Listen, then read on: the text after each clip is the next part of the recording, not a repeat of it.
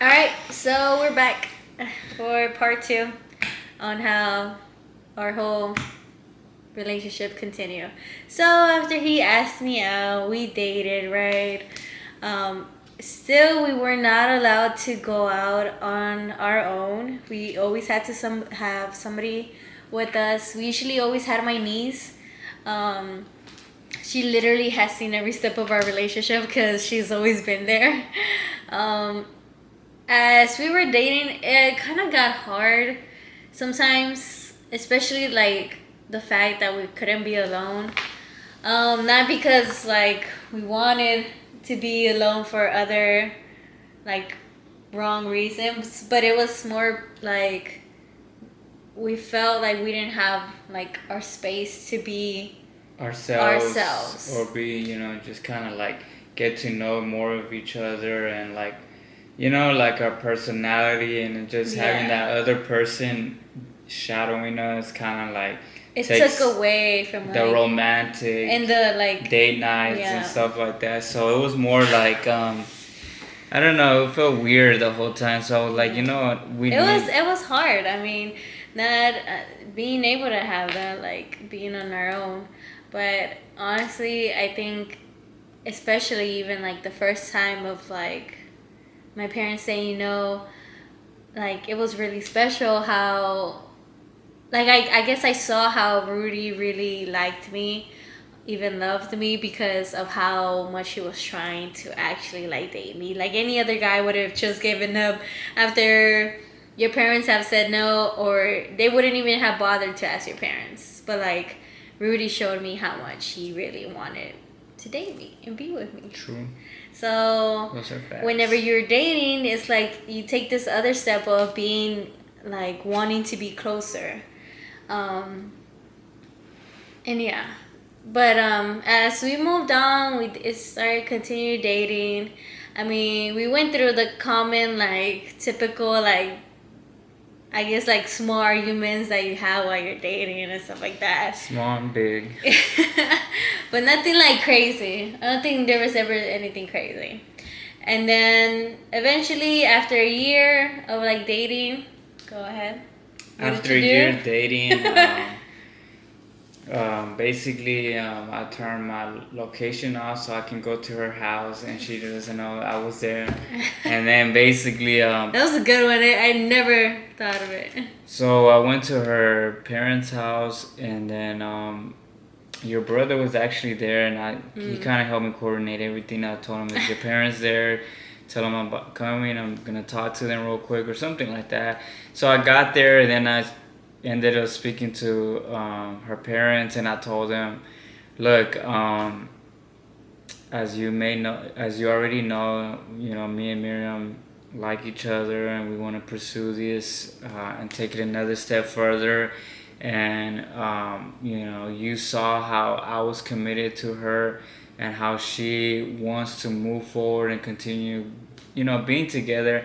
So I told her like, you know, told him, hey, can I date your daughter? I mean, marry your daughter. And then they were like, can I, ask for her hand and to marry her? And they were like, are you sure? Like, are you sure? Her parents are like, look, this is a decision that you're gonna make that is gonna change your whole life for the better or for the worse. And they were just like, you know, have you really prayed about it? Have you really like meditated on it? Are you like But really? what did they end up saying? They ended up saying that we really want Miriam to focus on school. We really want her to get her education straightened out. We want her to not get distracted. I had already graduated by this time, I think, right? Yeah, You're I had already in already graduated. college. I was already in college, like probably like in my second semester of college. But yeah.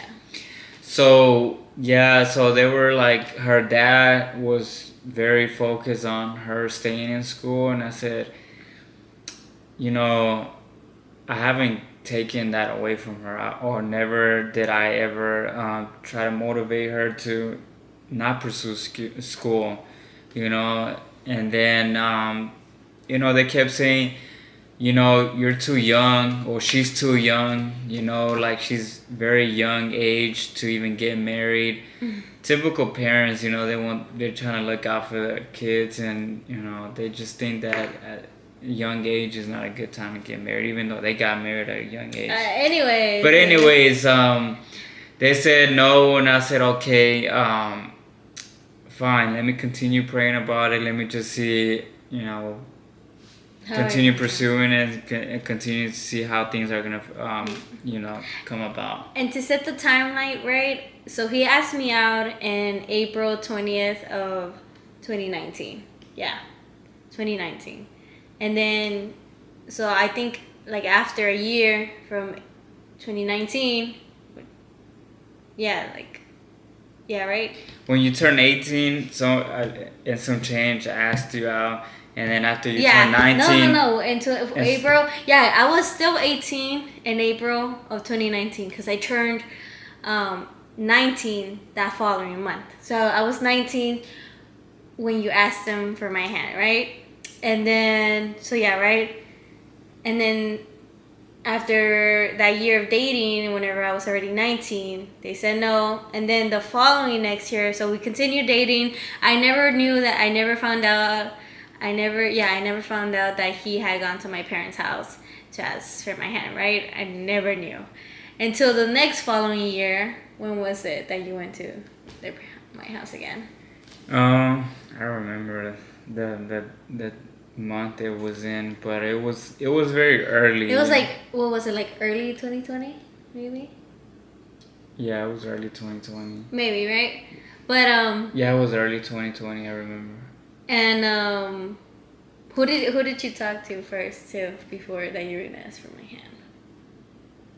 Oh, so basically, which was really special to me. So basically, what I did is I was like, okay, I'm gonna talk to her pastor first, because her pastor is her authority within the church, and pastor saw her grow in the church, so I was like, you know what?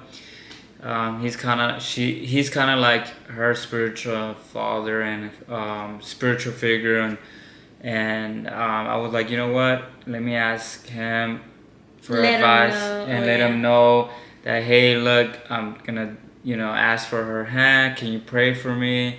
Can you make sure that? Probably like, good luck with prayers.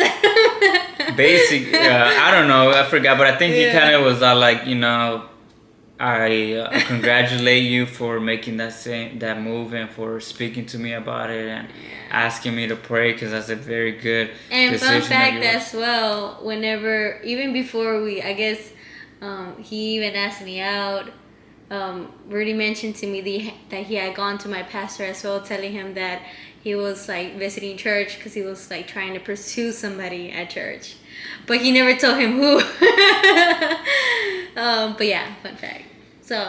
So I did that, and then I spoke to her youth pastors, Patty and Bevel, and I went to their house and kind of like... And I had no idea.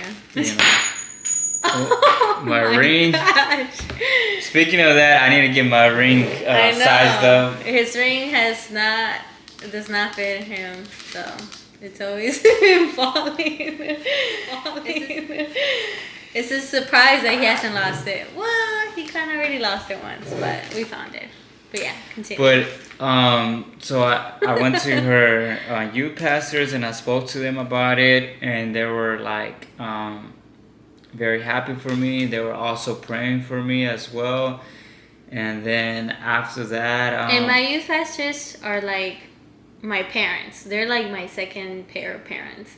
I mean, they have seen me literally grow up, and to me that was special. Like, for him to go that extra mile to go to people that are important in my life and let them know about this decision. But yeah.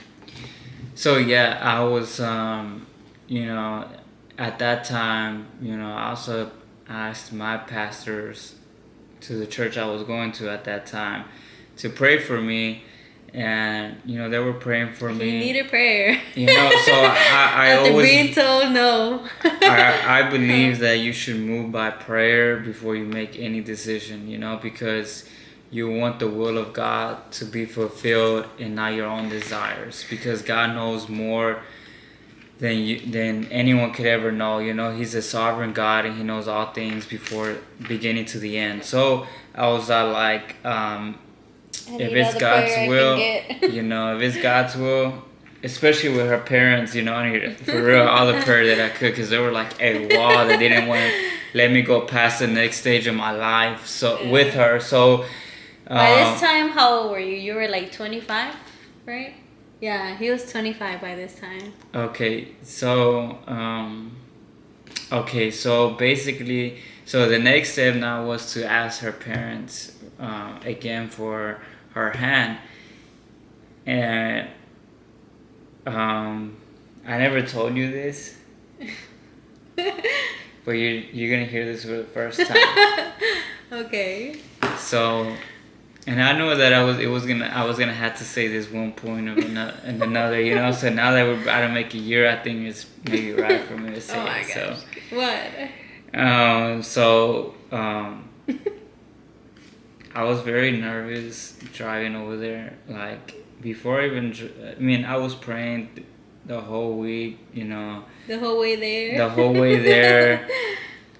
You know, I was praying the whole. You know, I was just praying like for after I knew for a while that I was gonna get married with you. I was like praying the whole year, and then like that whole week, I think I was fasting, or I was just praying a lot more. And then whenever I got to the car, you know, I was like, man, I just got in there and I was like, man, I'm about to ask for her hand. And, you know, I was just super nervous. And then I was just like, what happened? I started to pray, and then I was all like, look, God, it's getting frustrating that. Frustrating? Yeah, it's getting frustrating that I couldn't move on with the love of my life, you know, because I loved her and I really wanted to pursue her and getting married with her, and I was just so frustrated, and I was like, you know what, God, like, do you want me to marry her or what? Because I was like, you know, her parents are like stopping me, and like there's so many things that we were going through, a lot of stuff too, and you know, and I was like, you know, I didn't give up because I knew there was something more there. So I was like, God, like the whole time driving there, I was literally praying, and I was like, and I said one of the prayers that like really hurt for me to say, because I basically told God, look, God, if Miriam is not the person that you want me to marry, then I need you to literally make her parents say no. Because we were going through so much, and I loved her, but at the end of the day, I was all like, it's not my will, but that will be done. And I told God, even if it was gonna hurt me so much to see her, because I knew how much she loved me, and I knew how much she wanted to be with me, and I kept thinking, how am I gonna look her in the face and say, I'm breaking up with you. how can I look at her in the face and say, I think God wants us to go our separate ways? Damn. That would have been so hard. So I kept thinking about that, and I was like, how would she react? Man. And then I was like, how would I react? And my heart would literally have been broken. And then I was telling myself, like, you know, it's okay, Rudy. Like, if God doesn't want you to marry her, then God's gonna have someone else. Maybe she can be just your best friend. No. And then I wouldn't have been able to live like that. and I was praying, and I'd say, God, look, even if it hurts, even if it's gonna make me mad, even if it's gonna make me like cry and feel so much pain, like, if you don't want me to marry her, then please stop everything right now, because I want to glorify to glorify you with my life and also with my significant other. And if this is not the one that you want me to be with and the one that you want me to be one with, then you have every right to stop me from getting to that place, to her parents' house, or getting there and having her parents like completely kick me out of that place and no. or just say no to me. Yeah, but and then so I went there so nervous, and I was crying. Like I was crying. I remember I was crying because I kept thinking the fact that, man, I don't know the answer. Like it's like you not knowing the answer what her parents are gonna say after praying that. I was like, I don't know the answer. What's gonna happen? Mm-hmm. Like it's a moment of truth, Yeah. Like, and I was just emotionally getting myself prepared. Like, how am I gonna tell her if it does come down to that? So I went to her parents and I said, look, you have something that I want. I was like, look, like, I love Miriam with all my heart. And I know that you guys think that she's too young to get married or be proposed, but it's not about what you think, it's about what God wants for our lives. And I told them, look, I have everything all set up. I have money for the wedding. I think I chose the ring already and everything. I have the wedding ring already. Faith, ya lo tenía. No, I think I already did have the wedding ring picked out. I had some negotiations with some houses that I was gonna buy, which is this one that we're in right now. You were looking into. The areas and stuff. So I didn't make a move because you told me about this one, but I waited like. Yeah, but that's like later on. Yeah, so I told her parents, look, I have everything already like lined up of how I want things to happen. Like I'm not just gonna ask for her hand and just figure everything out. With no plan. I have a vision and I have a goal and I know where I want to be at. And I said, look, and my next step is to propose to her and get married with her. And I told them, like, I understand that you want her to stay in school and finish college and get her degree, and I fully respect that, and I will take fully responsibility in supporting her and financially, mentally and emotionally to help her strive to finish and get her degree and what she's studying for. And her dad gave me another speech, kind of like the same other speech he gave me on the other time. Her mom was kind of nervous and was like, what is he gonna say? Well, I think it's about her, her dad or what he wants to say. And then I was like, look, her dad was like, I want her to finish college, the whole thing, gave me the whole spiel about that. And I was like, look, I kind of stopped him. I said, look, I understand, but what she's studying for is going to take her 4 years. Or more, because she's going for law school. Law school, so 8 years. We're looking at 4 to 8 years. You really want me to wait 4 to 8 years to ask her for her hand? Like, and that kind of like made her dad think like, man, you're right. I was like, it's either now or, I can't be single. Or I can't be, I told her it's either now or what do you want me to do? Because I can't be waiting and continue waiting until you guys make a decision for something that she wants to do to move on. Like, it's her decision, not yours. And she's already old enough to make her own decisions. And I respectfully am coming to you as a man of God, as a man who has honored your rules inside the house. And believe me, we had a lot of rules. Going out with her, and I never disrespected your daughter. I never did anything in a way that would put her to shame. So I did everything I could to prove you that I am the right person for her. And her mom was just like, like, yeah, I think he has a point, because she was just in shock. She couldn't really say anything. Her dad was like, you know what, I think you do got. He was just like, you know what, if that I it think has. it made him kind of realize, like, wow, like this is a guy that I would want for my daughter. And I mean, I'm the youngest out of my family, by the way. I'm the youngest daughter.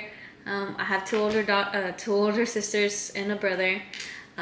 So I'm sure it was like hard for them, like to kind of like realize like I am at an age where it's like I'm gonna find love, like I'm gonna get married one day.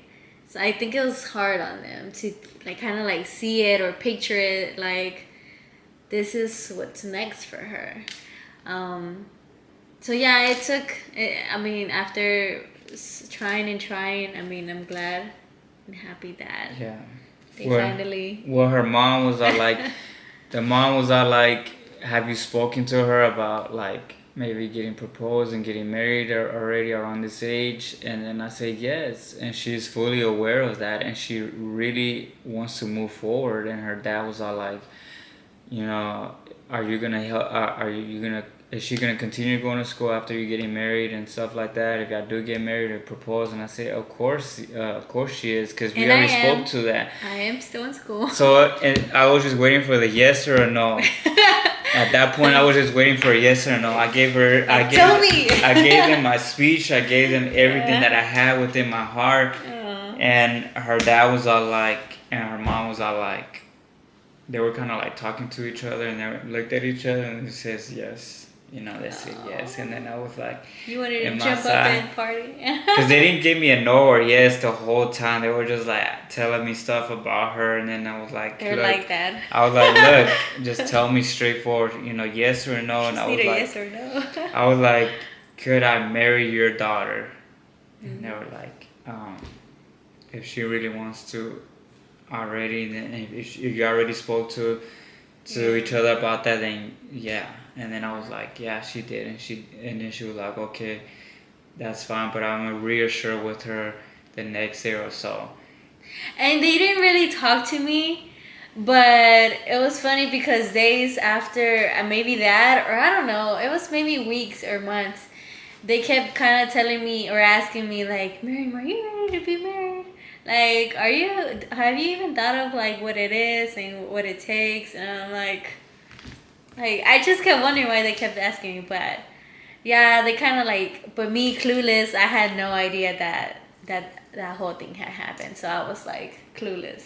But they were kind of like talking to me about it, like here and there, not really a full long conversation. But yeah, guys.